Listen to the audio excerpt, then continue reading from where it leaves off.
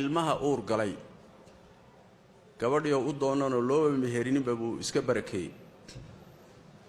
kadibna sidaas oo ilma ku qaaday ilmahaasi muxuu yahay ilmahaasi waa ilmo sharci ah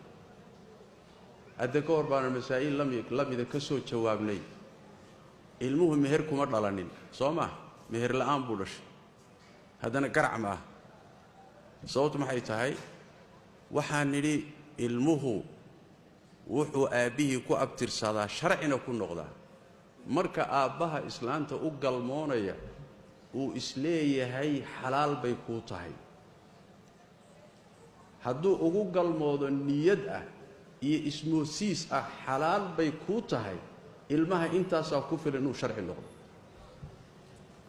waana midda nikaaxa faasidka ah ilmaha ku uurgala ay culimadu leeyihiin waa ilmo sharciya xataa wad'u shubha waxay dhahaan galmada shubhadu keento shubhadu wax weeyaan islaantiisii baa islaan kale kaga darmatay islaantiisii baa islaan kale uga ekaatay markaasuu intuu tiisii booday ayuu barakeeyey uur bay qaad xaas uma xadhigna kuma xidhna laakiin tiisii bay kaga khaldantay ilmahaasi muxuu noqon waa ilmo sharciya